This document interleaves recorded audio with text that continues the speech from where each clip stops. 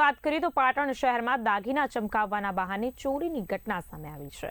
જણાવી દઉં કે લક્ષ્મીનગર સોસાયટી વિસ્તારમાં ભરબપોરે ગઠિયાઓએ વૃદ્ધાને વિશ્વાસમાં લઈ આશરે 25 ગ્રામ સોનાના પાટલા સેરવી લઈ ફરાર થઈ ગયા।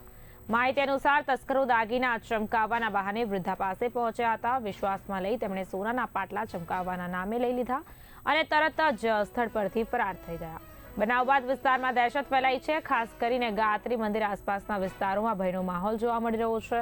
સ્થાનિકોમાં તસ્કરોના આતંકને કારણે ચિંતા વ્યાપી અને વૃદ્ધ દંપતી આ ઘટનાના શિકાર બન્યા છે। વેપારીઓ અને રહેવાસીઓએ પોલીસને તાત્કાલિક કાર્યવાહી કરવાની માંગ કરી છે। પોલીસે ગુનો નોંધાવી તસ્કરોને પકડવા તપાસ શરૂ કરી। ભાઈ કચરો વાળતી હતી, પછી મને ઘરમાં અંદર બોલાવી નહીં કે ભાઈ મારા નહીં આવો, હું હાલ જ આવ્યું કીધું, પણ મારે તો કોમ છે કે 1 મિનિટ આવો કે કીધું મારા તો કોમ છે, મહેમાન આવું પાછળ કીધું મારે આપવું જ નહીં કીધું। બસ કે બે તમે જો તમને સમજણ પાડું કીધું, મારે સમજણ નહીં પાડવી કીધું, મારે તું સમજેલી જ ચૂકી તું તો।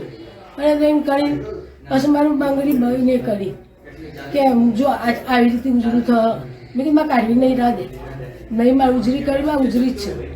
પછી કે તો બતાવું તમને ખ્યાલ આવો, મેં કીધું મારે ખ્યાલ લાવવો જ નહીં ભાઈ, મારે મને તો ખ્યાલ આવેલા જ છે કીધું।